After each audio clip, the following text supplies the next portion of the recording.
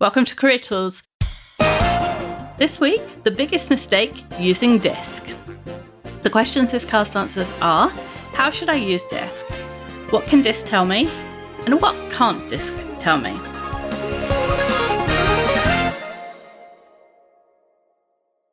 One of the results that we know will come out of the COVID-19 crisis is that people will be laid off. We already have seen that in the millions.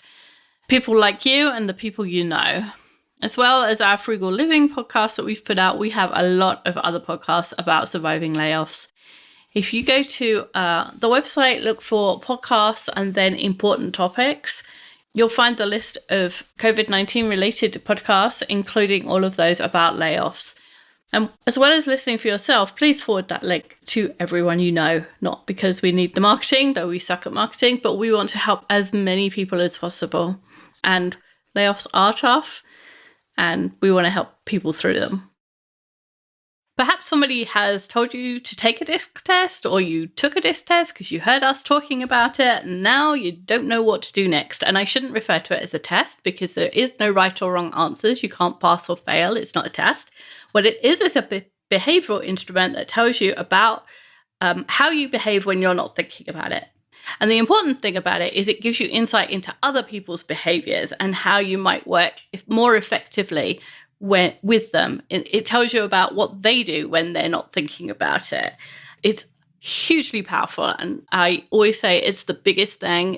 It's the single thing that made the biggest difference in my career was understanding how other people interpreted my communication behaviors and how I could change them to communicate with other people more effectively. And that those people weren't just trying to wind me up, which is what I thought for the first 25 years of my life. And lots of people take DISC, they learn about their behaviors, and then they kind of stop there, which is a huge mistake because the important part is about other people. If you never learn this important part, then DISC will be a party trick and nothing more. So if you want to use DISC to change your career, then you need to keep listening. We're going to talk about it's not about you, analyze your behavior, take note of the numbers, and practice flexibility. Before we go too far into this, we do want to give kind of an overview about DISC. As Wendy said, DISC is a behavioral assessment that gives you data about the future because it is based on data from the past. DISC is the way that we define people's behavior around communication. So we say that past behavior is the best prediction of future behavior. And what DISC is saying is I've seen this person behave a certain way when communicating in the past. And so I have some confidence that they'll likely continue to do that. There's 4 DISC profiles, high D, which stands for dominance, which is assertive and task focused. These profiles speak loudly and quickly about work with big gestures, lots of eye contact. High I, which stands for influence. These profiles are assertive and people-focused. They speak loudly and quickly about people and stories and conversational chatter. And they do so with big gestures, lots of eye contact, and very excited, animated faces. High S is steadiness. High S's are reserved and people-focused, and they speak slowly and quietly with small gestures, less eye contact, and lots of long pauses about people. And they use a lot of names. They're often kind of the person that people go to discuss things. High C, which stands for conscientious. High C's are reserved and task-focused.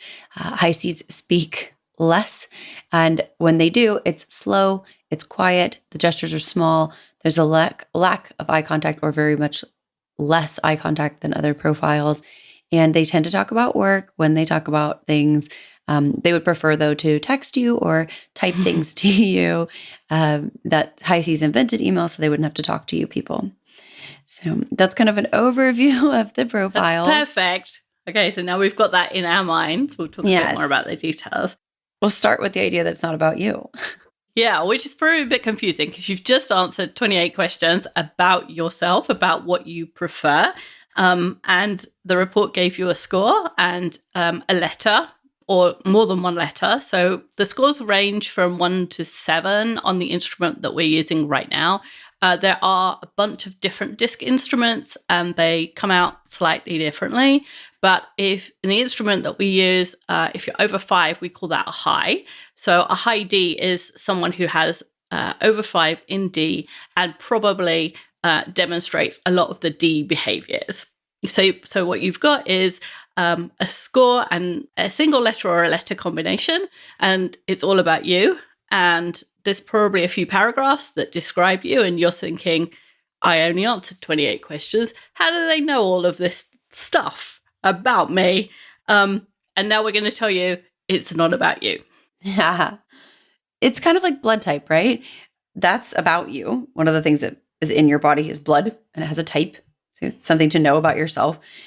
In the hospital, though, if a transfusion is needed for a sick patient, for yourself, your blood type isn't about you. It's about whether or not your blood type is compatible with the person who needs it. And even the other way around, like knowing your own blood type is really about us finding blood for you from others. So It's really about how it relates to other people around you. It's not about you. It's really about the other person. In much the same way, DISC tells you how you behave when you're not thinking about it. And in a situation where you need to communicate with someone else, it isn't about your profile. It's about the profile of the other person and whether or not you and they are compatible. If you are, it's awesome. You enjoy those conversations probably much more. Communication's a little easier. If you're not, if you have different DISC profiles, then you need to adjust some of your behaviors to communicate more easily. This is where our analogy breaks down because you can't change your blood type, but you can change your communication behaviors. And the reminder is still, it's not about you. It's about the other person and their profile, because the only control you have over any of this is your own behavior, right? A lot of people struggle because the idea that we have to adjust our behaviors is like adjusting our personality. And that's really not what we mean. DISC isn't a personality profile in psychological terms. It's not who you are. It's what you do. Who you are is the same, whether you're wearing a business suit or board shorts or, your clothes for a wedding versus your clothes for the gym. In the same way, who you are remains the same, whether you use your naturally loud, excited voice or a quiet, more subdued voice. Think of communication as the way you show people who you are. And if that's true, then in some cases, you would want to show a person in a specific way. You'd want to, present yourself a specific way in the same way that you change your clothes. Sometimes it's really helpful to be loud, and sometimes it's really helpful to be quiet. Some people are distracted by your gestures, and some people are bored without them. All of the things you have internally stay the same, and how you present them can change so that people can connect with you better. And sometimes people say, I don't want other people to know what my DISC profile is, which always makes me laugh because I only have to read your email to know what kind of DISC profile you have, or I have to have one conversation with you because it leaks out in all of the things that you do. If you know what you're looking for, you can peg anyone's DISC profile in seconds. So there is no hiding it. You can't hide the fact that you're a high D because you stride into rooms as if you are about to own them. You can't hide that you're a high C because you're the person who stands outside the conference room and it's 10:01 and 1 second and you're knocking on the door saying, we have this room. Like the schedule says it's our turn. Yeah. So whatever you do, everybody knows what your DISC profile is if they know what they're looking for. So there's no hiding it. It's not a secret. But yeah, and you can also change it, which is really good. For those of you who are trying to discern DISC profiles, all the raw data you need to know a person's DISC profile is on display to you all the time. It's why when we do trainings about DISC, people recognize the profiles because they know someone who behaves that way. Until now, you probably just didn't have the vocabulary to say, oh, it's this way or this way. And now that if you've listened to DISC, if you've learned about DISC, you will have that vocabulary. And for those of you, there's that other group of people who say, well, I don't want to be put in a box. I don't want to be categorized or whatever. And while I understand that mentality, I do want to say that because there are only 4 profiles, it's a really big box. That's true. So it's like, there are only 4. So it's a really big box to be in since all of the world has a DISC profile. Imagine that you're in a rather large box. what's that, nearly 8 million people. So that's 2 million in each box. It's a really big box. So it's like, yes, you're in a box, but it's the size of the United States or something. Yeah. And we've just said it's not about you. So which box you're in is kind of irrelevant. I mean, sometimes people take the DISC profile and they answer the questions thinking that they want to appear one way or another, which again is silly because we know what you are and we can tell when you've answered the questions. You know, if you've answered the questions because you think being a high I is cool and you're really a high C, we can tell because the difference between what you've answered and your behaviors are just clear. And the other thing is sometimes people answer in a way because they want to be in the middle. And being in the middle isn't any better than being at one end. It's your ability to be flexible that counts. So again, it's really not about you. It's about what you can do. So we're going to talk a little bit more specifically about the profile and understanding it before we talk about some other things that you can do once you've taken a DISC profile. Yeah, if you can't get past the idea that DISC is about you, you'll never be able to use it to maximum effectiveness. You'll only get the most superficial sliver, and you'll wonder why everyone else thinks it's so powerful. Mm-hmm. First step, analyze your behavior. What are your communication behaviors? There's some examples. Do you speak fast or slow? Do you make large gestures or keep your hands close to your body? Do you smile a lot or no? Do you make a lot of eye contact or less? Do you use casual or precise language? It's actually quite difficult, I think, to answer these questions from the inside. You may know that you speak quickly because other people have told you so, or because you frequently find yourself frustrated by others talking slowly, or if you interrupt people. You might have seen yourself on video and noticed how compact your arms and limbs are when you speak. The DISC instrument puts all this together for you and gives you a comprehensive profile. So it's going to help to highlight those things for you that are maybe difficult to recognize because, of course, this is your normal, right? This is this is what you do naturally. So you don't see it as naturally compared to one versus the other. It's interesting that for 4 people I found most difficult to guess, and actually in 3 cases I got it wrong, which is unusual because I've been learning this stuff for 10 years, were my family, because I was so close to them. I couldn't see the behaviors. And you know, you're closest to yourself, so seeing your own behaviors is difficult. So that's why the instrument really helps. Yeah. And there is no judgment in any of these behaviors. There is no right or wrong because you can do anything you like if you think about it first. I'm loud by nature, and people often remind me to be quiet in restaurants and things. But if I really concentrate, I can be quiet. It's just that I don't often concentrate. You know, if I speak, I also speak very quickly, but I could slow down if I knew that somebody who was talking to me has a different first language from me. At my Toastmasters group, we have a lot of people from the Indian subcontinent.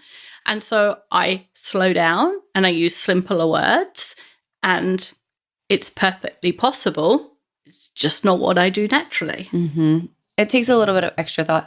On that comment you made earlier about your family, we talk about this a lot at conferences. People say, well, I can't figure out my spouse or my partner's profile. And I think it's also a function of the fact that if you see a person all the time, you see a lot more varied behaviors from them. So you're going to see all the different pieces of the ways, like because they can alter it, you'll see them alter it more often because you spend so much time with them. So I tell people, if you can't figure out your spouse, your partner, imagine them at your company Christmas party. Right. How do they behave? Like fast, slow, you know, are they talking to everybody? Are they making jokes? Are they in the corner speaking quietly to somebody? You can make these adjustments, and people do this all the time. They adjust all the time without thinking about it for their own specific reasons. And of course, that's more on the personality side. The value of DISC is that you now know what you do and when you're not paying attention. And knowing that, you can think about it when you're dealing with other people. That way you can be aware of situations where your tendency, your natural tendency, might not be the right thing, right? If you modify your behavior to move closer to the other person's style, you'll find that magically your relationship will improve. When you meet someone that you click with, it's because they have the same style as you. Yeah, that you have the same outlook on the world, and the same things are important to you. Mm-hmm. If I'm working with another Heidi, we have a list and we're checking off that list. Yeah. You know, if two eyes are working together, the most important thing to them is that they're both having a good time. And they are fine with 15 minutes of chit chat before they actually do some work, which would drive me mental. If two S's are working together, their priority is that people are comfortable, that other people are okay with what's going on.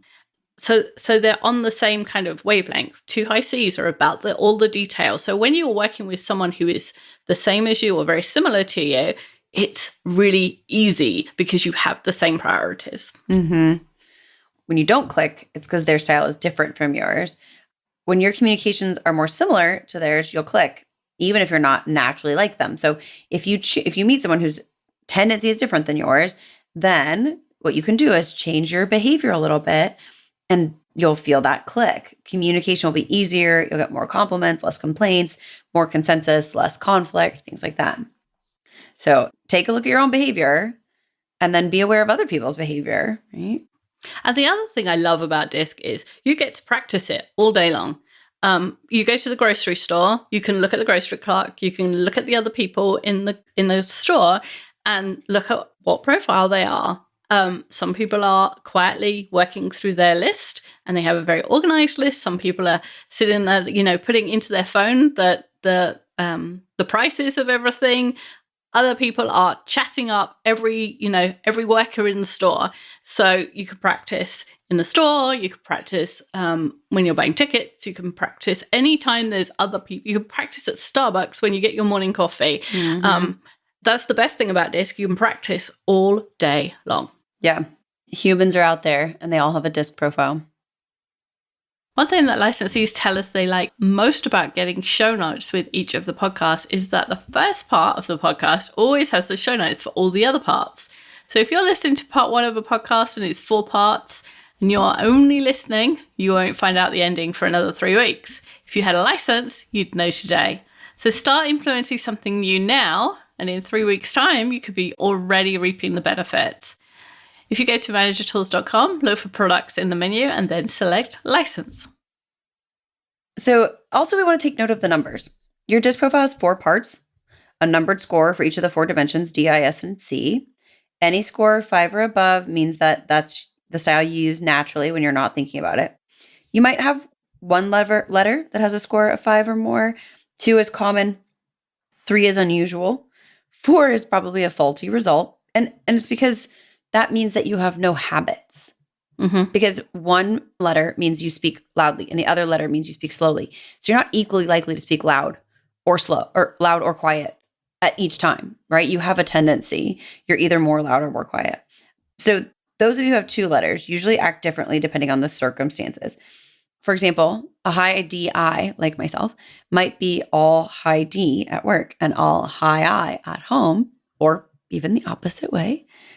A DC may look for a lot of details, and then when they're ready, make a quick decision. These are the people who have a spreadsheet for their home buying experience, but then walk into a place and buy it on the spot. Yes. Yeah. Because they've thought through all the details, and now they have if it's got these 5 things, that's it.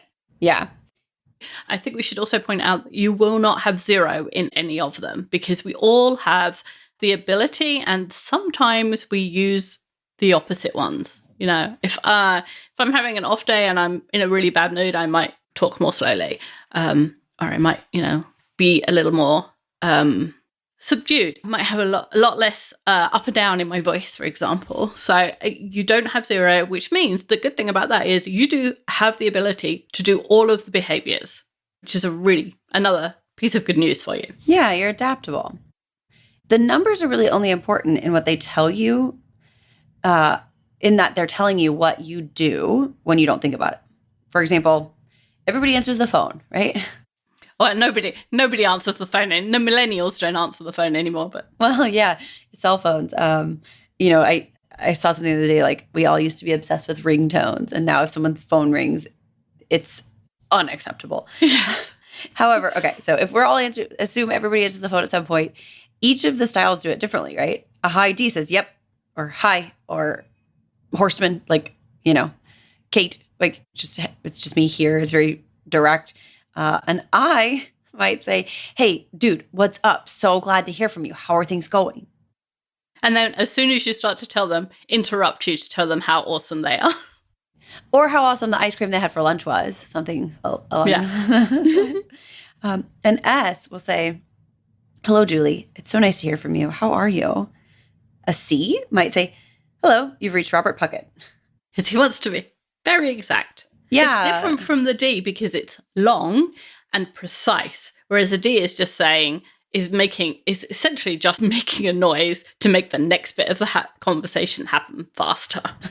and the difference between the I and the S is the I's usually use a lot more casual language. They say, what's up? And I can't believe you just said, what's up? Like that. That was so awkward for me.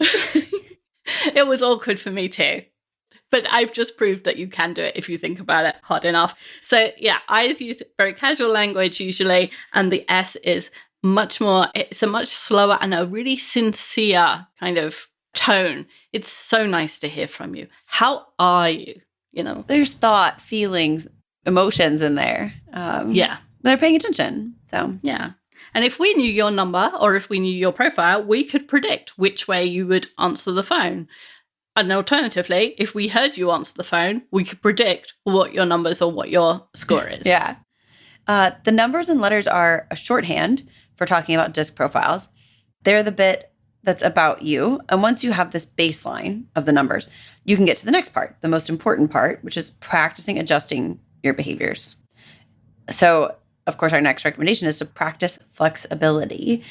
The numbers are not what's important about DISC. Where you are is interesting and a helpful baseline, but really it's not the most important thing. What really is important is practicing flexibility. The more flexible you can be in your communication style, the easier you'll find communication. Of course, the more flexible you are around other humans, that's often true, right? Yeah. But we can talk again about answer the phone, right? Like, no matter your style, you now know how a high D answers the phone. So when a high D calls you, answer the phone in the same way. Say, yep, or hello, or Kate, or whatever. A D won't think this is rude. They won't think it's short. They'll feel like a sigh of relief that they can get straight to the point without having to like listen to all those other words that some people use. In the same way, answering, hey, what's up, to an I makes them feel like you're kindred souls. You know, sunshine in the sea of gray corporate suits. Everybody's so boring, and now you're not. Yeah. And that's something they value, right? Mm-hmm. So we want to reflect back to them that the things that are important to them are the things that are important to us, which I think internally for many of us, the things that are important to us in our hearts on the inside, you know, in our beliefs and cares are the same. It's just, it's hard to tell that from the way other people communicate. So with a high S, you'd speak slowly, make sure to listen to their answer, don't interrupt. They'll probably ask how you're doing too. And for a C, again, speak slowly, speak clearly, be accurate, but not short. Each of the styles will have their own little sigh of relief. They feel like a hurdle, a roadblock has been removed from them because there's someone on the other end of the phone that understands them. Someone willing to go out of their comfort zone to make the other person more comfortable. And actually, I don't even know that people experience it that way as much as they just experience it as, oh, okay, I don't have to think about this greeting. Because I think a lot of times, like, we're moving so fast, we're talking so fast, people aren't really listening as well as they always could be, especially if you're not expecting the other person's greeting to be different. So if you get somebody on the phone and their greeting's different from yours, your brain has to like pop back. Like, oh, okay, wait, that's not, we're doing it differently. Then you have to think about what you're like, change your mindset a little bit. And a lot of the time people don't express things as, oh, I felt like they talk the same way as I do, or they answer the phone the same way as I do. But if somebody else asks them, what's it like working with Kate? They'd say, oh, it's really easy. I feel like we get on, or I feel like we approach work the same way. Yeah. So often people cannot get down to the detail of, there's something about the way that she answers the phone that makes me feel comfortable. And often it's like, oh, I like working with that person. Yeah, because other people aren't thinking as much in terms of behaviors. They're thinking about how they feel about your behaviors And so they don't think to themselves like, oh, they said this and I would say the same thing.